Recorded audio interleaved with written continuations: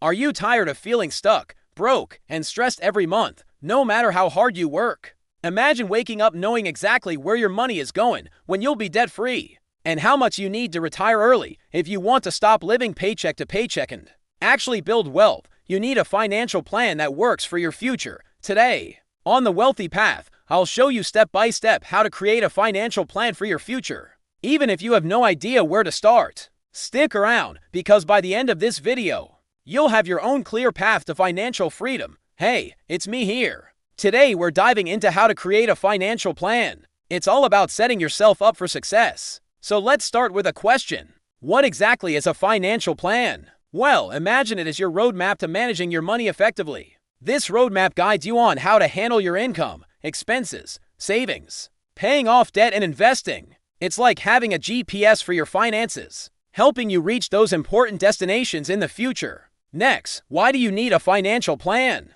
It's essential because it prevents you from just drifting along paycheck to paycheck without any clear direction. Instead, it enables you to build wealth intentionally and smartly. With a financial plan, you'll be prepared for unexpected expenses like car repairs or medical bills. No more scrambling or going into debt because of surprises. Plus, it sets you on track for a comfortable retirement. Imagine not having to worry about money as you get older. That's the peace of mind a financial plan provides. Lastly, it gives you clarity. A financial plan helps you understand where your money is going, what you can afford, and how to make the most of your resources. It's about making informed decisions rather than feeling overwhelmed by random expenses or unexpected costs. Now that we know what a financial plan is and why it's so important, let's walk through the key steps involved in creating one. Step 1. Set your financial goals. Setting financial goals is like setting the destination on your GPS. You need to know where you want to go before you can map out the route. Start by thinking about what you want to achieve in the next year, 5 years, and 10 years. Write these goals down. Here are some examples. In 1 year, I want to pay off my credit card debt. In 5 years, I want to buy a house. In 10 years, I want to retire early and have enough money to travel the world. Having written goals helps you stay focused and motivated. It's like a constant reminder of what you're working for. If you're unsure where to start, consider using tools like vision boards or goal-setting apps. These can help you visualize and organize your aspiration. Remember, your goals should be specific, measurable, achievable, relevant, and time-bound.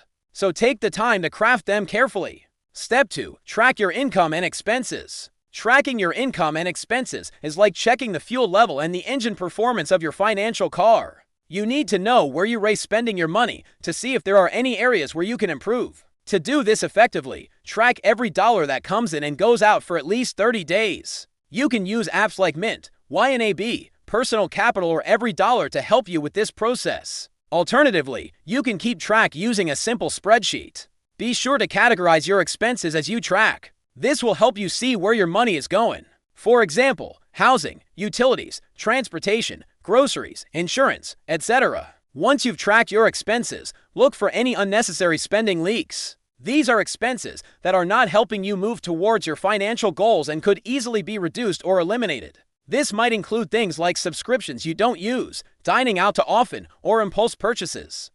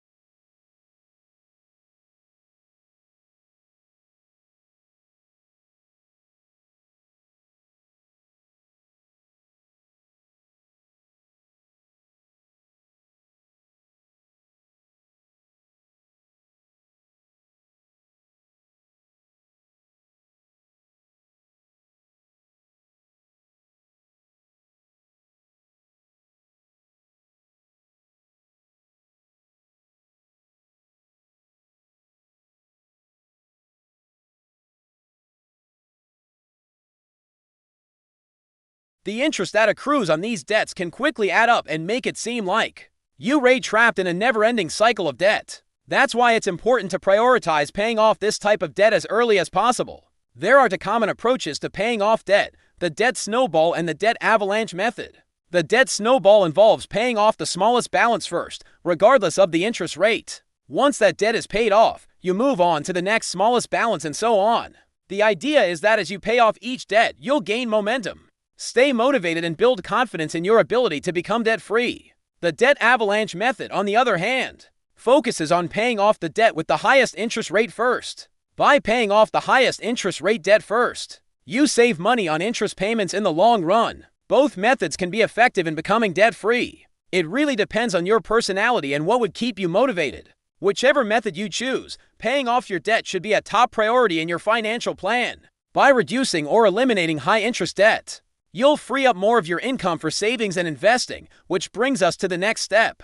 Step 5. Start investing. Once you've built an emergency fund and paid off any high-interest debt, it's time to start investing. Investing is essential for building wealth and growing your money over time. There are various investment options available, such as employer-sponsored retirement plans like 401k, index funds, or ETFs. It's important to start early and invest consistently, even if it's a small amount. The power of compound interest can significantly boost your savings over the years. When you invest, your money starts working for you, generating more money without you having to put in additional effort. It's like having a financial partner that helps you grow your wealth steadily. Remember, the earlier you start investing, the more time your money has to grow. So even if you can only invest a small amount each month, it's still a good start. Consistency is key when it comes to investing.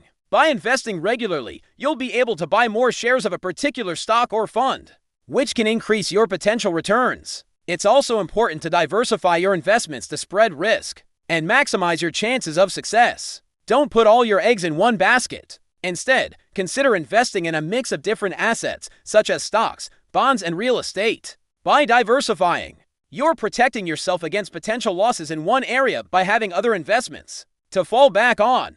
Step 6. Review and adjust regularly. Reviewing and adjusting your financial plan regularly is essential to ensure that you're staying on track towards your goals. Life circumstances change over time, and your financial plan should adapt to those changes. It is important to revisit your plan every 3 to 6 months to see if it still aligns with your current income, expenses, and goals. During these review periods, assess your progress and see if you're on track to meet your financial objectives. If you find that you're ahead of schedule, consider accelerating your savings or investment goals. On the other hand, if you're falling behind, evaluate your budget and expenses to find ways to cut back and reallocate funds. Be flexible and willing to make adjustments to your plan as needed. Unexpected expenses or changes in income can occur, so it's important to have a plan in place to address such situations. By regularly reviewing and adjusting your financial plan, you'll be able to stay focused and motivated towards achieving your financial goals. It is a proactive approach to managing your finances and ensuring that